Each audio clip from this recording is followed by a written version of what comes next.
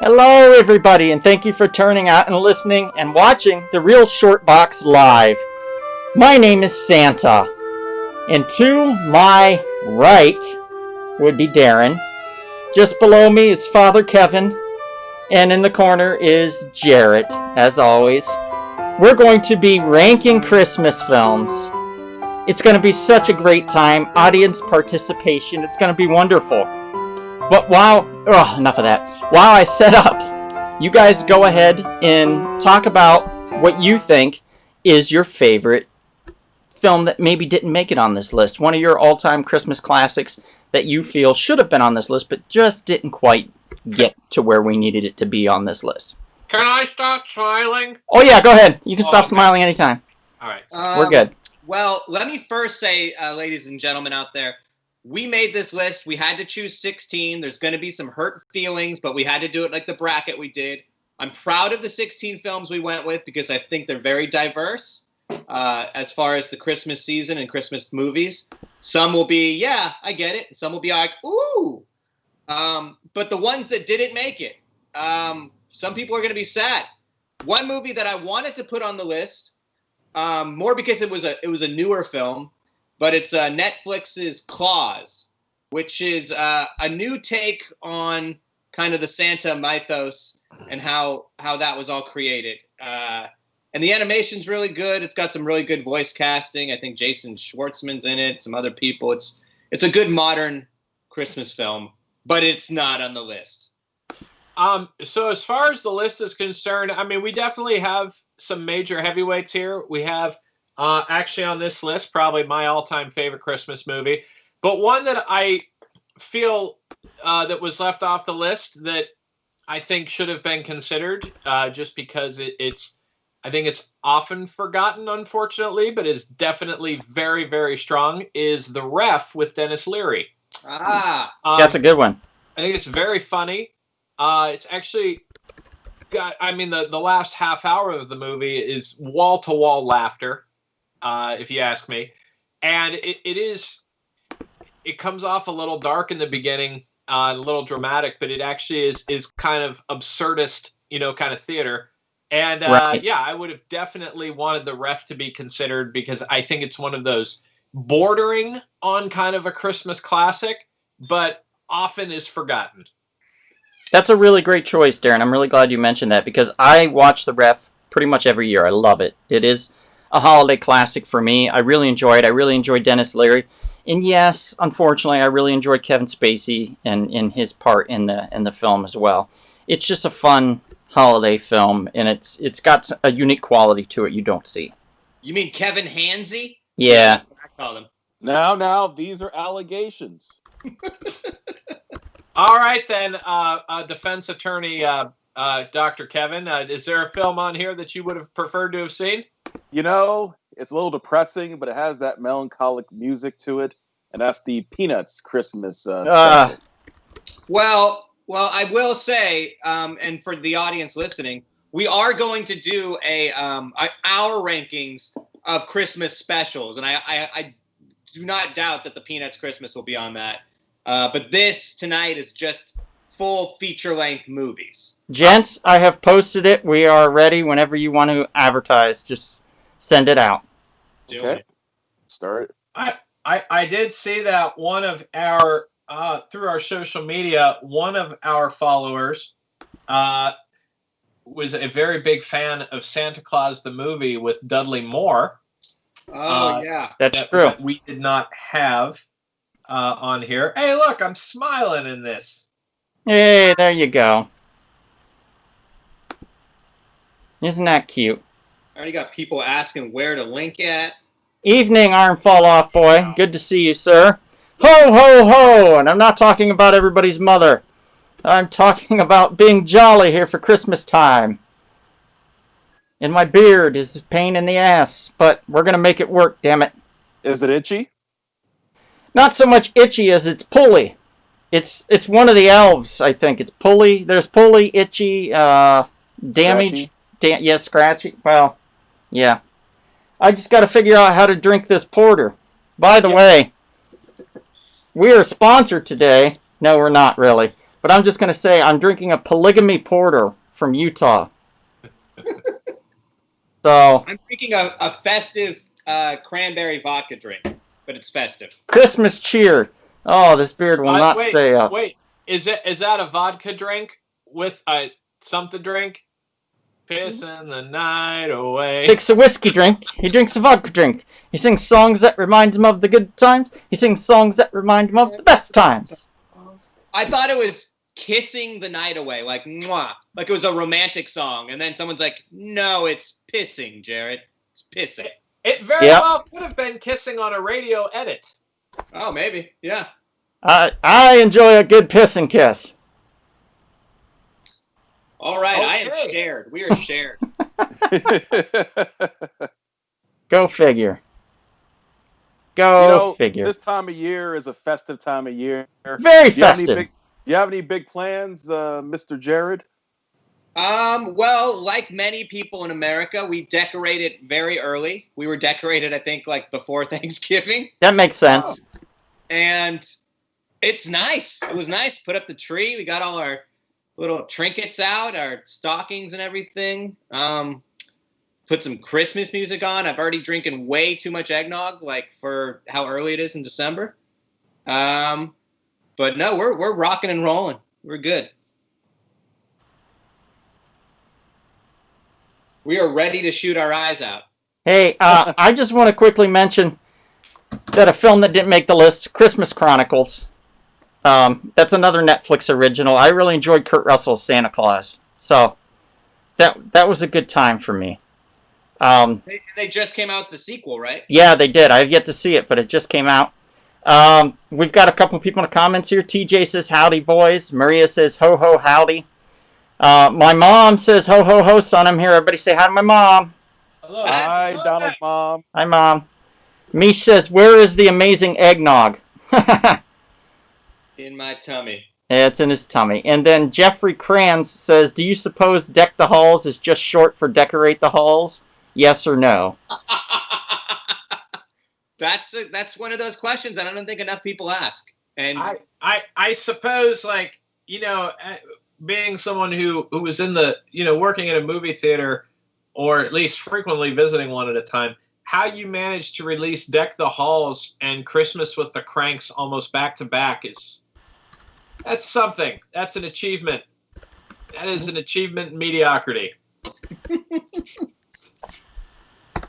What I don't know. I have a high standard personally for Christmas films, like, I mean, it just, they really for me, they really have to put you in the mood to celebrate Christmas, or at least, have the proper Christmas messaging, as you would say, let there be peace on earth, and, all that kind of stuff. So, like, yeah, it was slightly disappointing. And then, but I heard the worst, and Jared, I know you're a Christmas movie fan. Did you ever see Ben Affleck's Surviving Christmas? No, I didn't. I think my gut just said don't go to that, but yeah, I mean, it doesn't seem like it stood the test of time. When I talk to people about Christmas movies, that one doesn't really come up a lot. I heard it was like the worst Christmas movie possibly ever. The worst. Wow. Possible. Yeah. He was on a roll for a while of not bringing in that box office cash. I like any Christmas film where a kid falls down. I think is a classic, an instant classic to me. So why you take humor in children getting hurt? Yeah. Wow. Well, Christmas movie to me is somebody who's just going for presents. Just giving is great, but the receiving is also great. Yeah, give me them gifts, Jared. Give me them gifts. I just want our audience and the American people to know I fought very hard to get Home Alone 3 on this list. I did not succeed, but it's because you did not donate enough money to my cause. Yeah. Meaning there was 0 donations because no one knew. Which, by the way, the title song in Home Alone 3 was Tub Thumping. Really? Nice. Yeah, it was in all the advertisements. Oh, this beard is a piece of shit. I'm going to say it. It's a piece of trash. This beard is just garbage. Well, how much did you pay for it? Trash prices. I think I paid like $10. So, you get what you pay for, I suppose. You know what? It's fine either way. I think You're just looking very drunk Santa at the mall. wait. I don't need permission. What do you mean I look like drunk Santa? I What do you mean, want for Christmas, kid? Stay 6 feet away or I'll cough on you. I'm on my fucking lunch break. You know, that's the sad thing too. The kids this year can't sit on Santa's lap at the mall. You know. Well, unless Santa shows his vaccination card. It's fine. Are we? Hey, Bonnie. Are we going to do intros, or are we waiting for a few more folks? Hey, Kevin. Hakeem popped in. Oh, what's up, Hakeem? Yeah, Hey. we'll probably wait for a few more folks in. Okay. To come in. TJ says I gotta ask: is Evil Dead in this bracket anywhere? No, as a matter of fact. No, but I think there wasn't there like a pretty cool episode of Ash versus Evil Dead that was kind of like holiday-esque, I think Oh, so. maybe if I recall. But no, that's not in here. Yeah, let's go ahead and do some quick introductions here, Kevin. I'm gonna provide a little nice soothing music for the holidays. So let's go for it. All right. In this festive season, in this wonderful time of year of good tidings and good cheer, welcome to the most wondrous, most righteous, most spectacular podcast in the world today, The Real Short Box. First, let me introduce the first member. He is the Kaiser of Youngstown, Ohio. He carries and walks with a bigger stick than Santa that carries truth and joy. He is the master thespian of the arts. He is the debonair of modern day masculinity. Give it up, my friends, for Darren. The song was getting out of control. I'll re-loop it. You know, at my other residence, I actually do have a brass Kaiser helmet. I might have to bring it. You may have to bring it. Yes. Next, he is the executive director, and the CEO of The Real Short Box. He is a man who is DC Comics for life. He is the Lord Protector of North Hollywood and a master collector of Silver Age comics. Ladies and gentlemen, I present to you the man with the fluffy beard, the man that the ladies can't get enough of. He is the original Donald. Yeah, I had to pause it again. Thank you. Lionheart clap.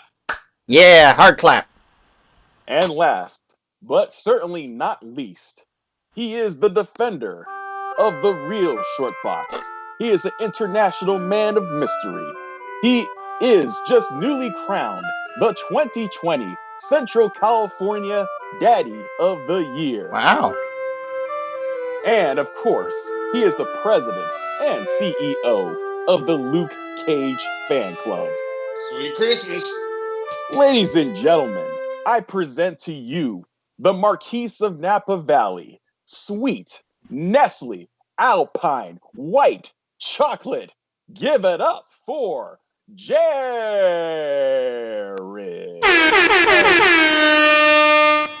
It's happening. It's about to get fucking frosty. By the way, every time somebody wins a bracket, you're going to hear that sound. So Oh, yes. get used to it. It's going to be fun. And of course, I'm your humble podcaster, the Grand Master of the Jedi and Vulcan Arts, your Supreme Chancellor, Dr. Kevin. Yay. Okay, enough with the music. All right. Sorry about that, everybody. I think we lost 17 audience members because of the music alone. Uh-oh, Darren's got the bracket. Uh-oh, it's coming up. It's Oh, coming back yeah. because surprise in the element of surprise is 98% of this show. It's Oh, true. there we go. I will have to say, though, spoiler alert, Black Christmas did not make the list. No. You know what? That is an innovative horror movie. Yes, it's called there, counter programming. there is innovation there, yes. It was counter programming, I believe, Christmas with the Cranks, Mm-hmm. and was probably rather effective at doing so. All right, so we're going to get started on this, yeah, gentlemen? Here we go. Let's do it. All right. Let's go ahead and take a brief moment. The master of the bracket, to explain the rules. So we have 16 films, 2 brackets worth of 8 movies each. You'll have 4 matchups in each bracket. During the 4 matchups, you'll take the opportunity to vote in a one-on-one matchup that has been hand-selected this time by Jared. And what we'll end up doing when we hand-select these matchups, if there is, the winner basically advances. Now, if there is a tie, it is a double elimination, which actually did happen last time we did this, so it is a strong possibility. We like the drama, but we are using these, from what I understand, Jared, if you'll just take a moment to explain, there's more theming behind each of these matchups. Would you mind going into detail with that? Yeah, some of these initial matchups are definitely themed. There's 2 that are Christmas movies as far as they took place around Christmas, but they're not exactly all encompassed by Christmas. The rest are, like Kevin pointed out, there's an SNL Christmas matchup. There's one, like as Darren was saying last week or 2 weeks ago when we were doing the Battle of the Trilogies, we did, right off the bat, we did Star Wars versus Indiana Jones because those most likely would have gone head-to-head, but we wanted to see what would happen. And what happened was they got eliminated because they got exactly same amount of votes. There is, and I won't say which one because I'm curious to see how it goes, there is one matchup that I picked to kind of go like that to see. I'm very curious as to how it will go, and it's an initial one. So, yeah, each one is themed in its own way, and I think you'll figure it out. Now, Jared, will you be disappointed if it ends up in a blowout? Yes. Well, no, unless it's the one that I want. Oh, okay. Now, last time around, most of us tried to stay as disciplined as we could, but we are somewhat attempting not to influence your vote by heavily weighing in our opinions of who we think should win the matchups. We want you to talk to us. We don't want to talk to you about it. We just want to present the situation and have you resolve it for us. So we will avoid trying to do that as much as we possibly can. Yeah, this is your show. We're merely the receptacles. Hey, Jill. Nice to see you. Thanks for popping in. All right. Do we have a sufficient number of folks to do our first matchup? Yep, we absolutely do. We're ready to rock and roll. We will very simply call this the left bracket, and then we will go into the right bracket after. So the first matchup in the left bracket, we are going black and white, Miracle on 34th Street versus It's a Wonderful Life. Oh, geez. Oh, my goodness. Post-World War II Christmas movies. That's right. That's right, Kevin. That's right. Oh, Jimmy Stewart. You're going to have, with Miracle on 34th Street, the legendary Macy's versus Gimbals, the Kris Kringle, who actually is Santa Claus, and people think he's crazy for believing he's Santa Claus, versus It's a Wonderful Life, which is Frank Capra at his most Frank Capra-esque. Now, it's Darren, bittersweet Christmas classic. I believe your wife and I had a podcast conversation that'll be coming up, and I think next week we'll be popping up with that podcast about Christmas classics. Oh. Katie and I did a lovely podcast together about that, and we talk about both of these films.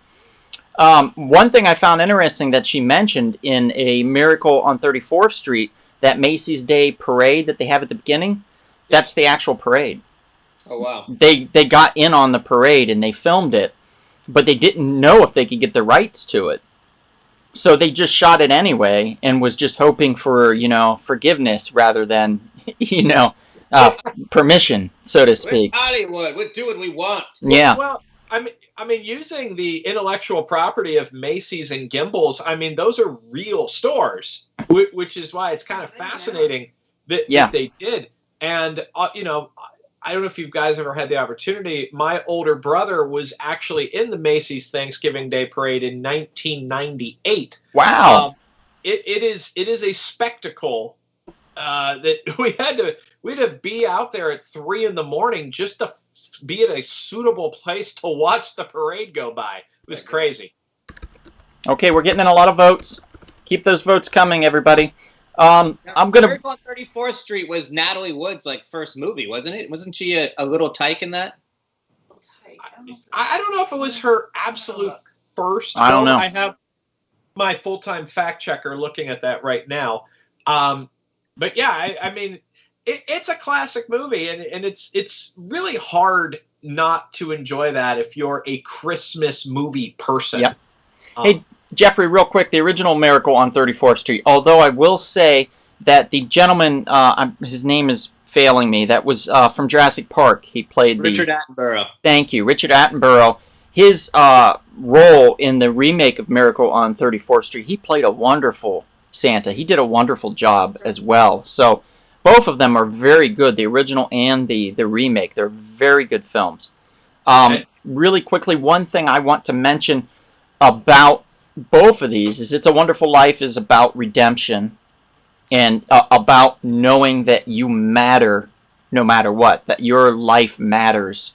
And I think that's an important thing to remember, particularly now during our, wonderful COVID times that we're going through. Everybody matters. It's a wonderful COVID time. Right. And I think what makes the Miracle on 34th Street so unique is they use the court of law to prove Santa's existence, which I found to be rather fascinating. There really wasn't anything like it, and there really hasn't been anything quite like it since. So it's very groundbreaking in that reason alone. But there's a lot of great elements to both of these films. You can't go wrong with either one. So whatever we get with the vote, I'm going to start counting as people pop in. Please, everybody that's just tuning in, and Kevin, you can remind everybody of this. Everybody that's just tuning in. We are voting, the audience is voting for their favorite Christmas classic. So we are pairing and pitting It's a Wonderful Life, the original, versus Miracle on 34th Street, the original. So your vote matters. So get in the chat, throw in your vote, and let us know. I'm going to count them up right now, though. And Jarrett, that was Natalie Wood's 6th film. Damn. Wow. That kid was born and raised in Hollywood. Wow. Okay, guys, we ready to start counting? Sure. All right, count with me. It's a Wonderful Life. It's a Wonderful Life. Another one by Chris. It's a Wonderful Life from Jill, so that's 2. It's a Wonderful Life from TJ, so that's 3. Bonnie throws in Miracle on 34th Street. We're on the board. Maria says It's a Wonderful Life. Amish says Miracle on 34th Street. Chris says if it was the John Hughes one, I'd maybe pick differently. TJ Anderson says Miracle is just a long Macy's commercial. Does that mean he's going for... Arm Fall Off Boy says It's a Wonderful Life. Austin Fox says Miracle on 34th. All right. 3, Jarrett, for Miracle. Yeah. Jeffrey says original Miracle on 34th. I have a vote here as well from Katie for Miracle on 34th Street. All right, we got a tie. Okay. Got a tie right now. Did I say... TJ says there is a Miracle on 34th Street musical, but it's not good. That's sad. David Denenberg says It's a Wonderful Life. Hakeem says It's a Wonderful Life. And that's where we're at right now. It looks like Wonderful Life is... 7-5. 7-5 for It's a Wonderful Life. Okay, any other votes, people? We're going to close the voting here in about 30 seconds. So if you want to get your vote in, your vote does matter. 30 seconds. Every time a vote's in, an angel gets its wings. 2 people can come in and cause disruption, cause a tie. Yep. You just need 2 people to give some love to Miracle. We had somebody new just pop in. So whoever just popped in, if you would like to vote for your Christmas classic, we're voting right now. It's a Wonderful Life versus Miracle on 34th Street. It's our first bracket. So throw in your vote in the chat. Let us know right now because we're counting down. You have 10 seconds. We have about 15 seconds to go. before. David Denenberg, Evil Dead did not end up winning 2 weeks ago. It came close. It came close. It really came close. It's a dark It's crazy. horse for sure. That was All the right. Cinderella. 5 seconds. 4 seconds. 3 seconds. 2 seconds. 1 second. That's it. That's it. Oh, that's right. George Bailey will advance I'm to the next round. really. This was surprising for me. Really is. Really? I Yeah. had no idea where that was going, 'cause those are about equal classics to me. Okay. So It Is a Wonderful Life is going on. It's moving on, Darren. By a pretty narrow margin. Very narrow. Okay, so our next films here are definitely films that take place during Christmas, but there is an endless debate, and I would say it's not endless. It's actually pretty cut and dry. But we will be having Gremlins against Die Hard. Well. Now, Wow. Silent movies. I'll say Donald on one of the audio podcasts that you did with Mr. Hennessy. Uh-huh. His explanation for what makes a Christmas film was actually brilliantly said. And he said it's not just that it happens to be on Christmas, it's that Christmas is somehow the central theme of it. So for Gremlins, it's the dad giving the kid a gift of the Mogwai. And in Die Hard, it's him going to a Christmas party. So those are central themes to the film. So therefore, in my opinion, they're Christmas films. Yeah. That makes complete sense. And when Thomas eloquently put it that way, it really opens your eyes in a way if you didn't think that way before. Yeah, because it does really revolve around that time of year. So we're gonna get the voting started. I think Kevin, you want to start kind of talking a little bit about both films to get everybody excited? Well, it's an interesting villain matchup a little bit. Hans Gruber versus Stripe. Now I'm a little more sympathetic towards Stripe. I mean, think about it. You know, those little creatures, the little Mogwai gets a little water poured on him after midnight. He starts doing a little shake and gyrating. Little puffballs come out, and those ugly-looking, demon-looking creatures come out. But you know what? They're fun. They're having a good time. So Mrs. Deagle. the rule was water multiplies them, and eating after midnight makes them evil. Pretty much. Okay. You know, Miss Deagle caught it bad, unfortunately. Yeah, I mean, and they're roughly like around the same era of the 1980s. Very, very interesting, distinct looks to them. Very, what we would call original kind of takes on classic stories. Die Hard, in many ways, is considered to be very original because it spawned on a lot of action films that were exactly like it, where you could essentially grab any indiscriminate area and call it Die Hard in a blank, blank, blank. Now, Yeah. obviously, we all know the best clone of this was Die Hard on a battleship under siege. Oh, of course.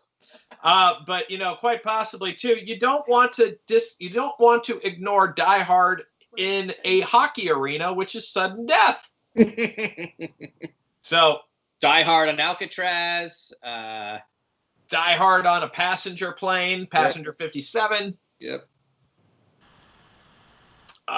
Yeah. Die Hard on an Amtrak under Siege 2. Dark Territory. I remember that. Under Siege 2, Dark Territory. Die Hard at an airport called Die Hard 2, Die Harder. Yeah. Oh, man. Yeah.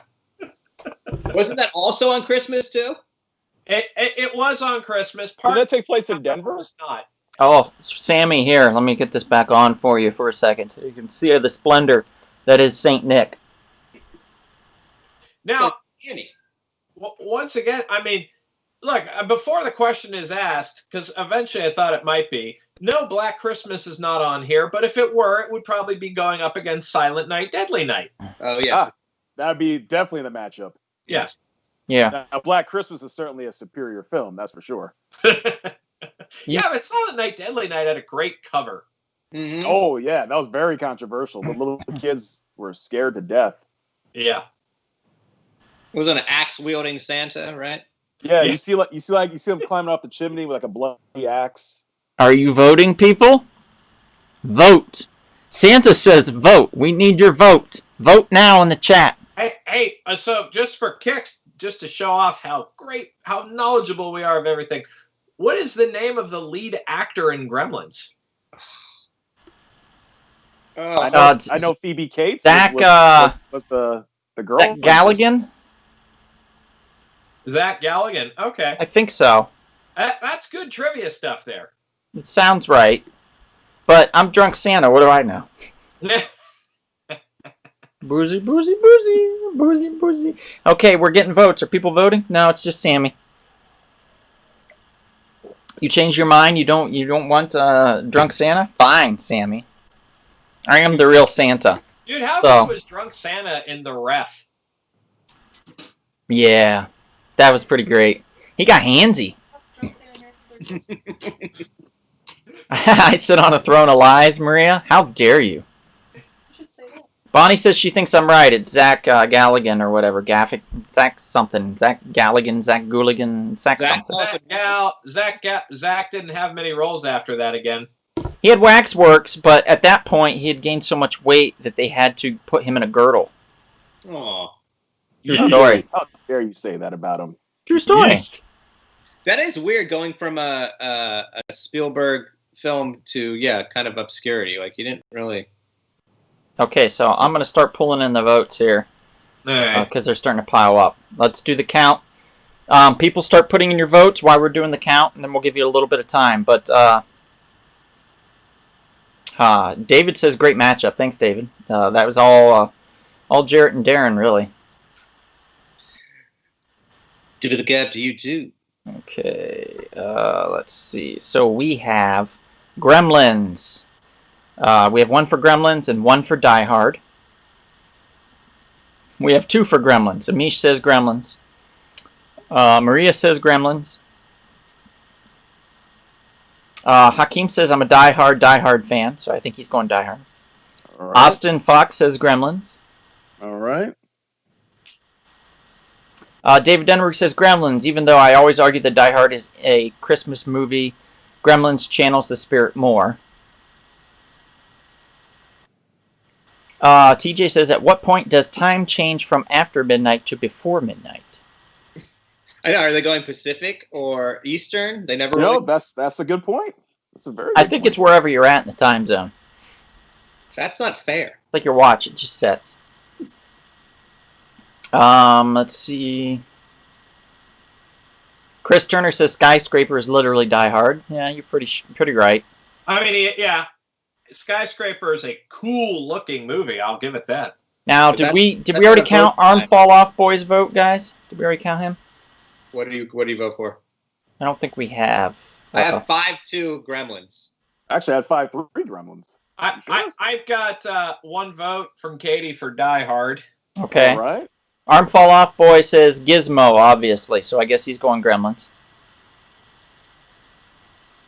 Everybody's liking each other. That's great, guys. Mish says it's Zach Galifianakis. He thinks. Yeah, that sounds right. It's Zach Galligan. Who would have thought Zach Galifianakis would have a way better career? Whatever happened to Zach Galifianakis? Yeah, he got between two ferns and he got stuck, I think. Jeffrey says +1 Gremlins. And anybody else? That's the last one that I've counted. Where are we at, guys, with the tally?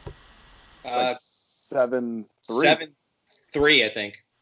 Gremlins. Dun dun dun dun dun dun dun dun dun dun dun dun. Well, Okay, Joe Dante. will be very 7-3, happy. huh? I don't think I've seen Gremlins in several years. I got to revisit that one. Hey, I don't know if it quite holds up Right. the way it used to, but I think a lot of that just has to do with all of the creature effect evolutions we've had in film. True. And it's also but the mood of it is unique. It's odd. Yeah. Yeah. He's still Zach Galifianakis, by the way, is still counting his hangover money, so I think he's all right. Yeah. Hey, oh yeah. And the very underrated due date.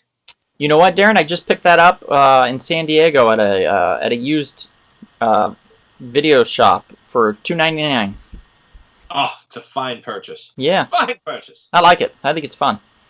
Okay, so I guess we're going to call it. We've counted down time. We've given you plenty of time to vote. And Gremlins looks like Gremlins ran away with this moves one. on. What's the vote total? I think it was 8-3. All right. Yeah, there's no way additional votes are going to do anything for Die Hard. So Die Hard is dust. Gremlins moves on. It died soft. It died easily. Not really hard at all. Okay. So, Next one. So the next one is we have a very heavy romantic theme here. We're going with Serendipity and Love Actually. I swear to God, if you people vote incorrect, I'll never speak to some of you again. Well, Donald, we already know you're going to be incorrect on this issue. I just won't reveal how. And neither will I. So just quickly, like Love Actually was a film that I saw when I was working in a movie theater, and like when you get free tickets, it makes it much easier for you to go out to the movies. And Love Actually, honestly, like I didn't really have any desire to see this, like at least excitement to see it. Directed by Richard Curtis, a Brit, but this is actually like a pleasantly surprising film-going experience. I'm not a huge fan of romantic comedies, but this is quite good. It's quite enjoyable. Really good casting. Everyone gets their moment, of course, and they were able to even throw in a moment from Mr. Bean, which was incredible. Yeah, the cast is pretty phenomenal for like as far as the UK actors. It's like kind of an all-star cast. Mm-hmm. Now, Serendipity, does anyone want to go into that? Yeah, I can take a stab at it. Okay. Serendipity, for those that don't know, it's about John Cusack and what is her name? So bad. Kate Beckinsale. Thank you, Kate Beckinsale. Pretty much falling for each other in a happenstance, kind of a chance scenario where they were reaching for the same set of gloves at a department store, where it was kind of serendipitous, so to speak. They fall for each other, but she's very wild in a way that she feels like the universe calls out to you. So she wrote her name and number in a book, and then gave it to back to the vendor that was selling these books. Or like, no, she said she'd drop it off at a different vendor, Right. at some point. And he then wrote his name and number on I think it was like a $10 bill or something. Mm-hmm. And then she immediately cashed it to get some candy or something. So if they ever come across each other's number in New York at some point, or in the world with that money in that book circulating, it would be serendipitous, and they would find themselves with each other. Yes. So they go years later, like a year or two later or something. Cusack's engaged, she's getting engaged, and they both somehow, with Cusack, things start happening where he starts getting these little nudges from the universe telling him he needs to find this girl.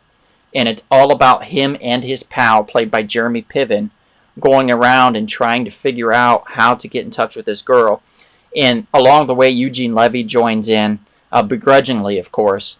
He plays an absolute delight as a curmudgeon. And it becomes this really wonderful, kind of fun, frolicking Christmas love story of how Cusack tries to reunite with this girl that he met on one magical night. So it's a very cute film for those that haven't seen it. I do recommend it if you have not. But we're going to start taking in votes. So those that have already voted, thank you. Those that have not, please do so. We'll start counting up the votes, and then we'll see if any other people add to it. Anybody just tuning in, this is a audience participation vote section of our podcast. So those of you that are tuning in, if you want to get into the chat and vote for either Love Actually or Serendipity, you can. And one of these films will go on in the bracket to the semifinals. This is a very violently romantic battle right now. Yes, it is. Yeah, one of the weird moments, because I feel like even great movies have strange moments. Like, what was up with Love Actually? Martin Freeman was actually a stand-in for a porn star, but he took his clothes off while he was a stand-in for a porn star. It's really just bizarre stuff. I don't get it. And you've got that on top of the fact that the guy who's like stalking Keira Knightley, who's married to his best friend, and it never gets resolved, and she never gets creeped out by it. Come on, bro. And then, but on the other hand, Serendipity, I mean, is completely unfathomable. So, like, I don't know. This is interesting. This is interesting because I mean, definitely enjoyable films. I'm wondering how our audience will vote.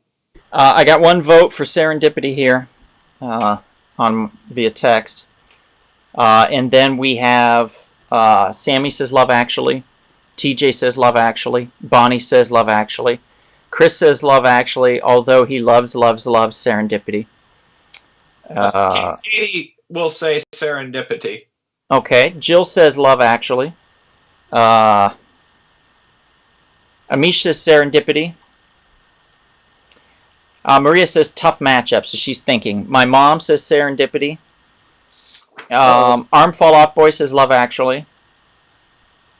Maria says Love Actually. David Denenberg says Serendipity. Sammy says I did like Serendipity, but Love Actually gets my vote. So she already voted, though. Yeah. So 7-5 for Love Actually right now. Love Actually. Austin says Love Actually. All right. And Chris says, as much as I love Serendipity, can we really call it a Christmas movie if only the first 29 minutes is in Christmas? I think you're forgetting it ends around Christmas, too. There's snow and there's an ice rink and stuff, Chris. Hakeem says, I haven't seen either movie. Someone take my vote. I don't think that's how that works, but thank you for offering. 8-5 right now. Jeffrey says Serendipity, please. 8-6. All right, we're getting tight. Jeff says his vote is completely out of spite for Love Actually. Enrique, hey, thanks for joining us. Enrique says Love Actually. Maria, did you cast your vote? I think she did. Did she? Actually, I think. Oh, yeah. Yeah, No, Love she said that's a Actually. tough... Oh, yeah, she did. Okay. All right, so those of you that have not voted, you've got about... How long, Kevin? About 30 seconds? Yeah, about 30 seconds. Current score? 9-6 for Love in Actually. favor of Love Actually. Interesting. Okay. So people can pop in at the last moment and save the day. Save Serendipity. Yep. Anybody want to save Serendipity? Three of you can do that. You pop in right now and vote and force us to have to go to the Supreme Court. John Cusack needs it to show. Just I can't. Amish says All he'll right, take that's Hakeem's amendment. vote. Amish says he'll take Hakeem's vote for Serendipity. By the way, Okay. I forgot to mention Okay. the Supreme Court clause in our short box Constitution. We can also push something forward. The That's right. panel. Now, that's not during... That's if it ties with the audience. Then it goes to the panel. Okay. Right. Right. I wish it But did tie. If you remember last time, though, it tied with the audience and tied with us, which Yeah. Yep. completely disqualified it. Yep. Yeah. Mhm. I think that's probably going to call it. Yeah. I think we're done. Love Actually 9. All right. Love Actually will move on to the next round. Let me tell you what, all you sons of bitches out there. Shameful. Just shameful. Poor Now, John. hold on a second. You're supposed to be unbiased, Santa. I was during the vote, but now I can act like Serendipity is one of my favorite Christmas time movies of all time. I love that Look, film. I Naughty. reenacted the glove Naughty. thing with my buddy Matt because we both loved that film so much. We were both Well, reaching for it, and well, then somebody and we had a well, picture taken. Well, People- Bill Nye's response to you is, you can feel it in your fingers. He's got you, bro. All right. Yeah, here we you go. suck it too, Sammy. You suck it too. Now, let's do our next matchup here. We are skipping right to the 90s. I do not want to reveal which, but this is my favorite personal Christmas film.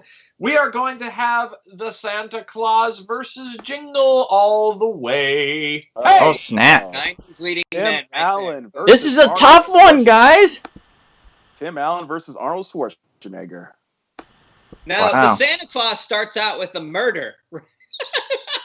It does. It really does. Is it a murder though? No, I it's think it's an third degree at best. It's an accidental death of Yeah. Santa. Right? Or a person who is dressed as Santa It is right. and thereby gives the card to Mr. Tim Allen, Mr. Buzz Lightyear, who, unbeknownst to that, has taken up the mantle of Santa. Oh, man, votes are already coming in, guys. So those of us that are tuning in just now that have not seen this podcast before, we are doing an audience participation, audience vote. You decide who moves forward. It's a bracket series. We're doing the Santa Claus versus Jingle All the Way. So right now, this is going to be a tough one, guys. We've got Arnold Schwarzenegger and Sinbad versus Tim Allen and that dude from every movie that you know that Yeah. plays an elf. David Krumholtz, There you go. star of Jerry Bruckheimer's Numbers. Okay, so like I said, there's a favorite in here. I'm not going to reveal my bias. I'm going to try to be as objective as I can. So you've got a matchup here. You have, everyman comedian Tim Allen, who's basically just kind of a good dad, but kind of a smart ass of a human being, who has to now become Santa Claus and care for everybody else and do for everybody else, versus Jingle All the Way, where Arnold Schwarzenegger is a somewhat self-centered father who's more concerned about work than his own family. And he discovers, goes through hell to try to get an action figure for his son to prove that he's a great father. Both of these movies have a lot of memorable quotes, have a lot of organically very funny scenes that happen. And I think, honestly, this would be a very difficult matchup because I can see both sides of the aisle, even though I have a strong bias towards one of these myself. Trivia question, I don't know the answer, so I'm asking. What was the name of the toy in Jingle All the Way that everybody wanted? Turbo Man. Turbo Man. That's right. Yeah. Red guy, right? Yeah. By the Not way, Booster, though. Nobody liked Booster. I want to just quickly mention that, like Miracle on 34th Street, the Santa Claus is very unique in a way because we actually use a court-like legality to create this clause that if you are in possession of this card when Santa bites the dust, you are now the new Santa. And that was something that no one's ever done before. So that's a very unique element to that film. Jingle All the Way is very fun. It's very cute. It's all about Arnold and Sinbad trying to get gifts for their kids. It's very heartfelt. And speaking of heartfelt, Phil Hartman is in this, and he plays a son of a bitch. Oh, yeah. Yes. So I think just for his performance alone, it's worth seeing. It's a great fun film. Both of these are really good Christmas classics, to be honest. They're very 90s, but very enjoyable. So I could see either one easily winning and wouldn't be disappointed no matter what. So, guys, vote away. Santa Claus, I have not seen much of, but, one of the reasons I haven't tuned in more to it is I spent 8 seasons with Tim and John Pasquin, the director. And for some reason, I don't know what it was, but I was holding back a long time before I'd really get into, the Santa Claus groove of watching all those movies. And it was just like, wow, this is a perfect vehicle for Tim. It's a very good vehicle for John Pasquin, who's directed a number of his films and his TV episodics. So, but it's kind of shocking to think it was actually released in 1994. Wow. I thought it was slightly more recent than that, maybe 2099, but it's quite an old film in that respect. And and Jingle All the Way, same way, 1996, directed by Brian Levant, produced by Christopher Columbus. And poor Jake Lloyd playing his son. Jake Lloyd, of course, has been maligned repeatedly for Star Wars Episode 1. I think unfair. The kid's 8 or 9 years old. Cut him. Yeah, he didn't write the script. He didn't write the lines. Yeah, so, but yeah, that is a rare Jake Lloyd appearance. And of course, his wife, played by Tom Hanks's wife in real life, Rita Wilson. Sinbad is on top of his game as well in this, in his very Sinbad style of comedy. I'm curious how they vote. We tried to give them all the information we could. Let's see what they've decided. And now we go to you. The people. The people. The people. The people. Choose wisely. Choose wisely. Choose wisely. I choose you. Simpsons. And there's a train on it. Yeah. Where's that Simpsons podcast we were doing? I hate to put pressure on all of us, but Oh, I heard a Simpsons podcast was coming at some point. at some point, yeah, we have to do a couple parts, like split it up to talk about it. I know you got like 31, 32 years of history. Right, there. we gotta talk about the early seasons and then the later seasons. Early seasons will be a Also, couple hours, Tracy late will be Ullman. 10 minutes. Tracy Ullman era where it started. My mom says there are no old films, just good ones we remember and touch our hearts. Now that's a A very lot of pointed truth to statement that. there. There's a lot of truth to that. Yeah. Your mother is a wise woman. That's a very wise statement. Okay, votes are coming in. Let's add them up. Everybody, those that are just tuning in, Kevin, give them the spiel. If you're just tuning in, this is an audience participation event. You get to vote and decide the winners of our Christmas Ranking Classic tournament. So vote now to see who advances. Right now, it's Jingle All the Way versus Santa Claus. Santa Claus. Now, also, just so everybody knows, too, this does follow the strict guidelines of Thunderdome. 16 Christmas classics enter, 1 Christmas classic leaves. It does. It's true. Okay, so here we go. Let's count them out. Bonnie says Jingle All the Way. Sammy says the Santa Claus. Maria surprisingly says Jingle All the Way. Sammy says Tim the Toolman Taylor, so yeah, that's still 1 vote for her. Amish says Santa Claus. Anthony says, hey Anthony. Anthony says Jingle All the Way. Katie says Santa Claus. Okay. My mom says Santa Claus. Chris says my number 2 Santa movie, so Santa Claus. Jeff says it's pronounced Act of God. Jeff, you are correct. TJ says, well, Santa Claus is the only one of the 2 I've seen, so that one. By default. You should cancel that vote, sir. Enrique says Jingle All the Way. Austin says Santa Claus. Jeffrey says Santa Claus.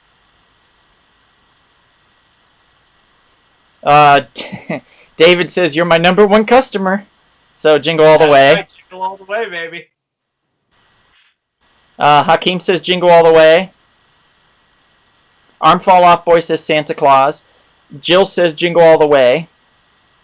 Yes.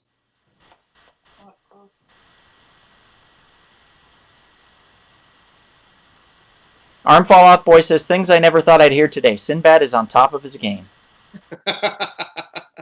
And that's it so far. What do we got? 9-7. 7 for Santa Claus. Wow, this Claus. seems to be a repeat in what we're getting. 9-7's a lot. Okay, These 2 people to save Jingle All the Way. Can 2 people 2 people in the give their next vote. 30 seconds to vote, or we're moving on. give some love to And Sinbad you. and Arnold Schwarzenegger, your governor, former governor? To the people. I'm setting the timer on this one, guys. I ain't messing 30 about. seconds. 30 seconds. Come on now. Have some mercy for Jingle. What did Arnold do to you? He didn't do anything to me. Oh, I meant the people. Oh. Okay, here we go, guys. Let's do this. You've got He 20 made the seconds. map. 20 seconds, or Santa Claus is going to walk away with it. Uh-oh, Tim Allen's about to walk away with this. Somebody. 10 seconds. Claus, help the Supreme Court decide 5 this. seconds. Dude, Tim is coming out on the screen going. "Ruh, ruh, ruh." Uh-oh. It looks like Tim's going to win this. we officially have a winner, and that is the Santa Claus. be slightly remiss not to say I am quite disappointed. Jingle All the Way is one of the quirkiest holiday movies you'll ever see. Almost everything in there is kind of funny because it's Arnold doing it. It's true. You want a big shiny red ball? That's great. But again, Like, Santa it's one of his Claus. first breakout from the action films too, right? That was like him. Yeah. That Yeah. Yeah. Stuff like that. Yeah. I think Tim Allen, though, created a character with Santa Claus with the story and stuff that's just going to be timeless. I don't see this movie going away anytime soon. So, Got the sequels too, right? oh yeah. Yeah, I think it's 3 sequels, or 2 or 3 at least. There's 2, yeah. All right, Darren, let's hit us with the next batch. All right, your SNL challenge. You've got Will Ferrell as Buddy the Elf versus Bill Murray in Scrooge. Oh my god, this Brutal. one's so This is tough. brutal. Here we go. Saturday Night Live. 2 separate generations going at it. 2 very popular, Wow. iconic So, actors. so one thing to me in the movie Elf that I think it's overlooked a lot by people is how impressive the visuals are in that movie. The set pieces, the just really the costuming, like it's really like top-notch stuff from Jon Favreau, and people are in love with Will Ferrell's performance, which they should be. But my goodness, it's such a great-looking, rich-looking movie that I think gets overlooked because of that performance. And who also saw Jon Favreau having the career that he has? It's kind of, he's like the biggest Renaissance man I've ever seen as far as the content and the popularity of his content that comes out. I mean, he kind of created the MCU. He's on fire with The Mandalorian. He's made a Christmas classic with Elf. He's also the indie king with Swingers and Made and stuff. I mean, the guy's like, and Chef, and even his little reality chef show is great. Like, I don't know. And don't forget Zathura. Yeah. And he has a great role as Bebop in the movie Rudy. That's right. And you, Darren, had the privilege and the pleasure of working with him. Yes, John is he's a fascinating guy. He really knows what he wants. He's got a very good visual mind for things, and yeah, I mean, let's just put it, I'm going to clean my language up a little bit and just say he just doesn't screw up a lot. Hey, so speaking of Elf, they just dropped on Netflix the Christmas movies that made us. Don't get too excited. It's only 2 episodes. I think the pandemic kind of put them made them like they couldn't. They were doing a season 2 of the movies that made us, and then I think they shot those ones out sooner as just holiday ones. Just a weird thing to have a whole series just be 2 episodes long. So I've blown through it. It took me an hour and a half, 2 hours. They do Elf, and they do the Nightmare Before Christmas. And Elf is very, they're both very informative. And Elf, you have to see it because, for instance, that Lincoln Tunnel scene, that was guerrilla style. They didn't have permits for that. Oh, wow. So there's a lot of fun things that happen, like when Elf chased down the red guy dressed as Santa at the beginning in like middle of New York. That dude wasn't part of it. He was just dressed like that, all in red with a big white beard, like wearing like iPod buds or something. It was crazy. So what this about is great. We got to give Scrooged some love here. Now we got to talk about Scrooged. Absolutely. Scrooge. Bill Murray with the classic take on the Charles Dickens A Christmas Carol. Jarrett, didn't we both agree that like we could only do one Christmas Carol type movie in this, and Scrooge was like the best of the bunch? Yeah, so I am so sorry, Jeffrey Kranz. I know you're there. I know some other people who are listening, really, and watching, wanted a Muppets Christmas Carol. I'm so sorry. We had to pick one, and we picked Scrooged. Bill Murray made us do it. Rob Antis is happy. Okay. I mean, I don't know why we didn't pick the animated Jim Carrey version of A Christmas Carol. We all know why we didn't do that. Right. But Scrooged is a classic. I mean, it's Bill Murray at his finest, with the many levels of Bill Murray, because he can play an asshole very well, but we also see kind-hearted, sweet Bill Murray. The surrounding cast is crazy. You got David Johansen from the New York Dolls, aka Buster Poindexter. You've got what's her name from oh my God, plays the ghost of Christmas Past, Carol Kane,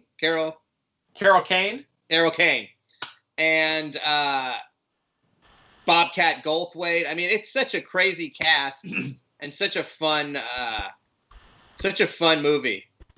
And him just putting on, and a very 90s kind of meta film, because they're also the way that the show that he works for is also putting on some like action Santa special with like a Rambo Santa like shooting reindeer and stuff like that with Lee Majors. So 1988. Yeah. Exactly. So Very by good. the way, I just want to remind everyone we're in the right bracket now. We're still in the first round. But yeah, we've got Scrooged versus Elf, and I know those votes are being tallied by our Jerry Lewis telephone expert. They're absolutely popping in and out, these votes. So guys, please, please, please, please, it's very important that you get your vote in. Those that are in the chats right now, if you have yet to vote, vote for either your favorite movie of Elf versus Scrooged. One will move on, and one will fall by the wayside and be stuck eating ice cream with Kate Beckinsale and John Cusack in the serendipitous ice cream shop that I have yet to go to, and I'm very ashamed of that because that ice cream always looks delicious. You know, Donald, what's like supremely embarrassing? When my fantasy football team has 20 more points on the bench than in the starting lineup, but I still beat Nick. Huh. Oh, JJ. I'm just saying. Poor JJ. Sorry, JJ. Hey, Darren, I won this week too, but I played the Deadbeats, so. The deadbeats are always. I mean, putting a deadbeat team in there, it's an interesting choice to say the least. TJ, man, TJ Hawkinson, that guy. He's been a saving grace as a tight end. Dominant, man. 3 great tight ends out of University of Iowa in recent memory. Crazy. George Kittle and Noah Fant the other two. And they all love Christmas movies. There, that's I don't know how to tie it else in another way. It's University of Iowa. Who doesn't like Christmas in Iowa? Right. I suppose some weirdo. Okay, so let's start tallying, guys. Okay, here we go from the beginning. I'm going to give you 1 vote for Elf from Katie. Okay, so 1 for Elf. Maria says, Megan and I bought tickets to watch the Santa Claus, but then snuck into Dumb and Dumber because my mom wouldn't let us watch it. Memories. Enrique says Scrooged. Bonnie says Elf. Sammy, I'm not sure yet, so we're going to hang on that. Sammy, I need clarification. My mom says Elf for sure. Anthony says Elf. Amish says Elf. Oh my goodness. Austin says Elf. Oh wow. This might be a wipeout. Chris says no, Scrooged. So Chris is voting for Scrooge. Rob is confused. He thinks there's Christmas Vacation. It's not. Jeffrey says Elf, which is filming masterpiece. Also props for filming so much of that film live in New York City. Yes, Jeff. Indeed. Absolutely. Indeed. TJ says Scrooged. Maria throws in finally for Elf. Sammy says Elf, if that wasn't clear. Thank you, Sammy. David Denenberg says Scrooged. Arm Fall Off Boy says Scrooged. Hakeem says Scrooged. Kevin, what do you got right now? 9-6 in favor of Elf. Yeah. Okay. By the way, Rob did you says know Elf Scrooge. is German for 11. Really? Hey. Wait, did I just hear Yeah, it is. another one for Scrooge? Yes. Okay, 9-7 then.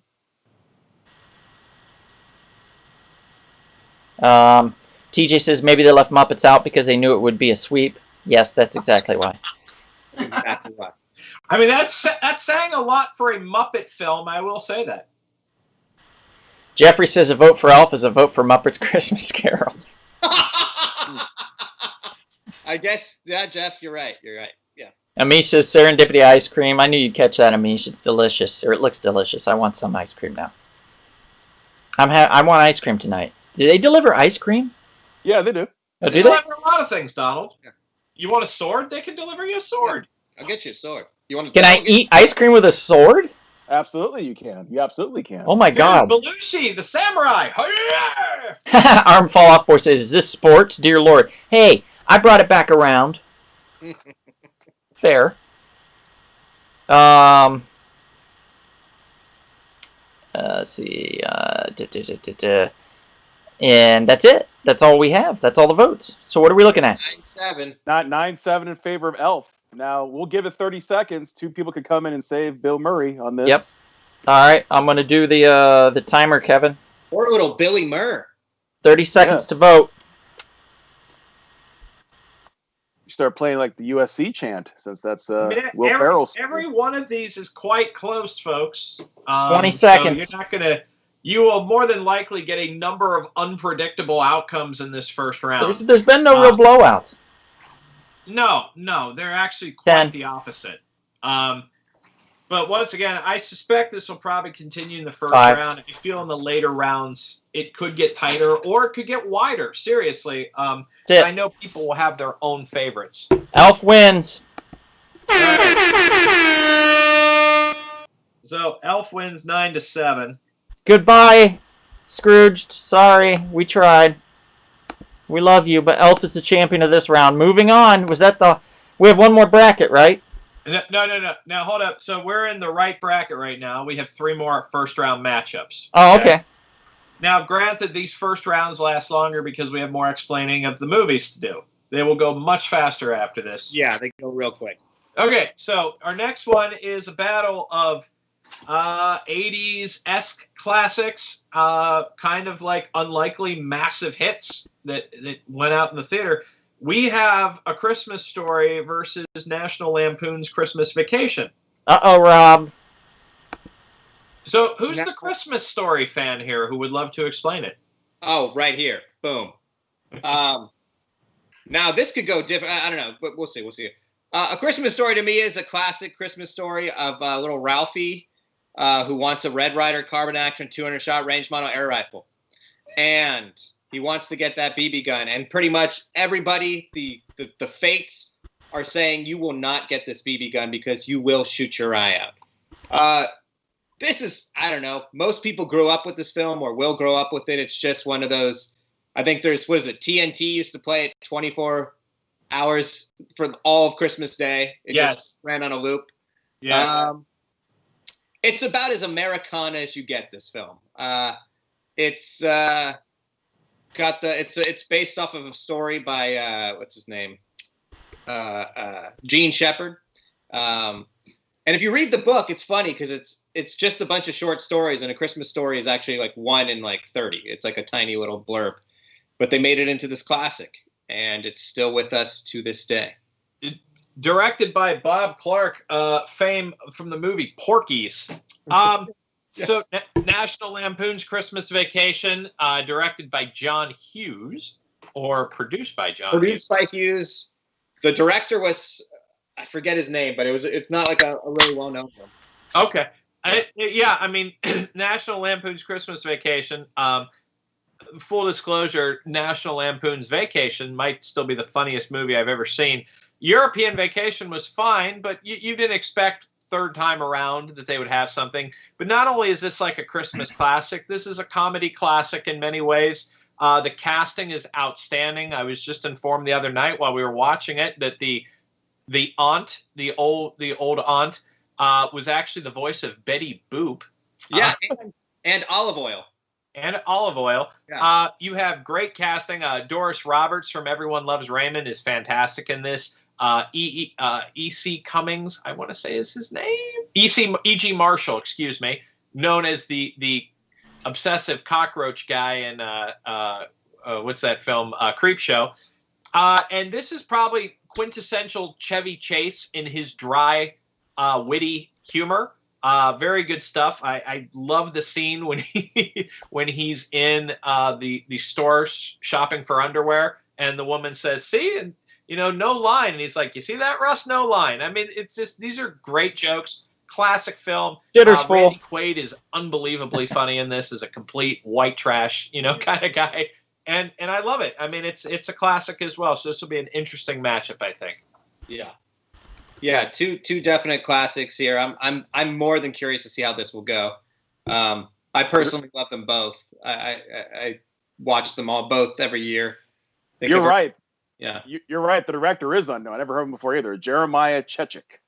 Well, supposedly, if you watch we were talking about the movies that made us, when they did the Home Alone one, and they interviewed Chris Columbus. Chris Columbus was originally supposed to direct Christmas Vacation, but him and Chevy Chase didn't get along. Surprise! So they got a new director.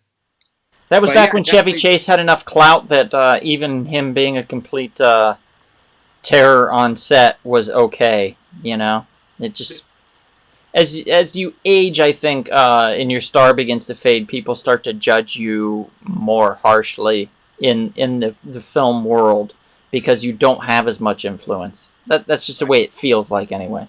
But in all fairness, when we can separate, Chevy's reputation versus Chevy as a performer, I mean, Christmas Vacation is just a quintessentially great Chevy Chase performance. Casting Johnny Galecki as Rusty and Juliette Lewis as Audrey, and I mean, and the neighbor being Elaine Bennis from Seinfeld. I always love how they always switch the kids out. A funny piece of trivia was actually somebody who will speak highly of Chevy Chase. Beverly D'Angelo plays his wife in all the films. Yeah. Said they actually had an amazing relationship, and they actually still to this day, his wife and Chevy and her husband live in the same neighborhood, and they're best friends and all that stuff. But she said, as a joke, just because they were bored, and you can see it, there's a scene when all the cops all the police break into the house, and they're like, "Put your hands up," and she puts her hands on Chevy Chase's penis. It puts one hand up and the other on his penis. That was not planned as far as like written in the script. They just did it as a joke, and they're like, "We'll just do it and see if they notice." They did 3 takes or something that nobody noticed, and it made it into the film. And they're like, "Oh my god!" Like, what the hell? That's amazing. Yeah. And how about his Christmas light display? Oh I mean, man, it's like the Christmas light display in Christmas Vacation versus the lingerie leg lamp in Christmas Story. Oh yeah. These are the 2 images that we remember more than anything else, probably, from these movies. Would you look at that? Oh my God. The dad in A Christmas Story is like everybody's dad. I don't know. That guy he was so good. Just remember, though, if you hear a bunch of noise outside in the sewage, it's because shitter's full, Clark. Yep. can't go wrong with a full shitter. Wait, yes you can actually. That's a really very wrong. That's a very bad thing. Yeah, I take that back. Thing. I take that back. I'm sorry. All right. I'm going to start counting votes, people. We're going to move along. Do it. So here we go. Back at it. Wow. Okay. Jeez. Okay. Here we go. All right. So TJ says A Christmas Story. Chris Turner says Christmas Vacation. Maria says A Christmas Story. Bonnie says A Christmas Story. Sorry, Rob. Sammy says Christmas Story. As much as I love Christmas Vacation, it's A Christmas Story. TJ says there's also a musical of Christmas Story, and it is delightful. My mother says Christmas Vacation. Sorry, didn't like A Christmas Story. Lamish says he met Ralphie, so he has to vote for A Christmas Story. Enrique says Christmas Story. Sammy says Red Ryder BB gun, but she already voted. And Amish says he met Chevy. Meh. I met Chevy and Beverly together, Wow. Oh. and they do like each other. Yeah. Hakeem says A Christmas Story. Katie says Christmas Vacation. Okay. What am I drinking? Sammy, right now, was the Polygamy Porter that I got in Utah when I just came back from Utah. And right now it is a watermelon sparkling water. It's just, I like to balance out. You know, you have beer, you have water. Let's see. Austin says Christmas Vacation.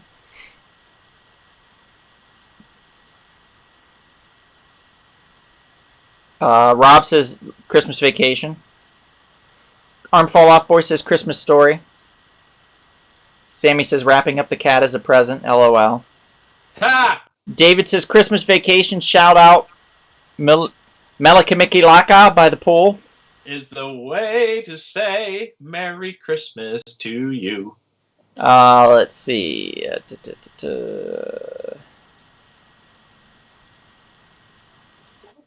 My mom says I'm buffering. Okay.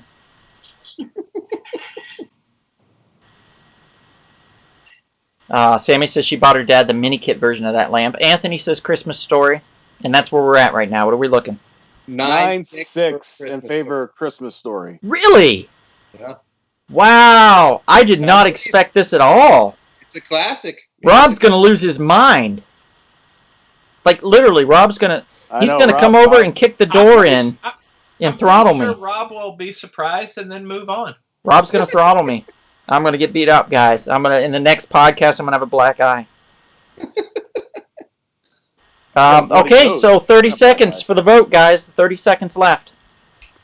Let's start counting down or up. I'm going to count up. Because it's my favorite thing to do, Bonnie. Dude, how good is that opening animation in Christmas Vacation? Oh, it's great. It, like that and City Slickers when they did it. And, what was that? Pink Panther. Yeah, Pink Panther did it.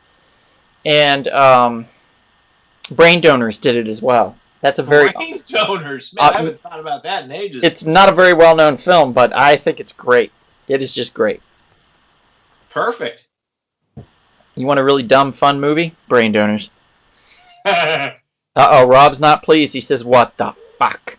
Anything better? Hey, man, you know, is Brain Donors like right up there with Biodome? Amish says Rob is outside. Oh, God. Rob is at... No. I'm sorry, Rob, but it's going to lose. My part. It's past a minute. It's over. Christmas Story defeats National Lampoon's Christmas Vacation. We're sorry, Rob. The people have spoken. All right. Record, I'm not biased about which one I wanted at all. All right, moving on, Darren. All right, next one. In the right bracket, we have an odd matchup, to say the least. Maybe one of the more kind of... I can't think of the right word. We'll just throw it out there. We've got Kevin McAllister from Home Alone against Billy Bob Thornton in Bad Santa.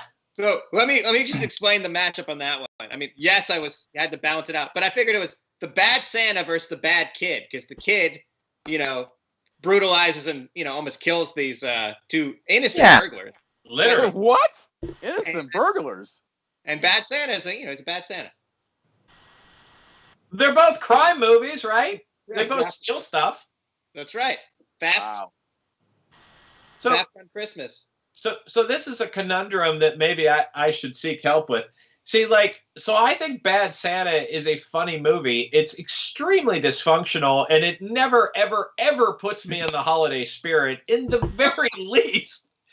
But it is funny, and it is one of a kind in many respects. I've just never seen Santa go this far off the rail. I mean, you know, and you know, not to get too graphic, but I mean, Lauren Graham and her Santa fetish it's like something that you can't believe you're laughing at. Yeah. but F me Santa, F me Santa, F me Santa, F me Santa. Yeah.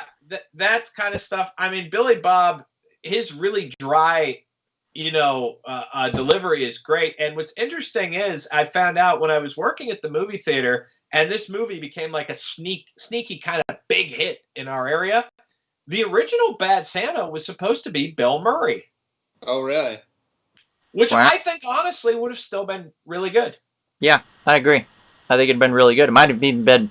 I don't know. It'd be different. I think it'd be more cheeky and slightly more like soft. I think more. I don't think it'd be as sexually explicit. I don't Right. think Bill Murray, Yeah, I don't think Murray would agree. He would just be like a dick, but he wouldn't be like as blunt as Billy Bob is. And I can't see Bill Murray saying, "You're not going to shit right for a week." I just can't.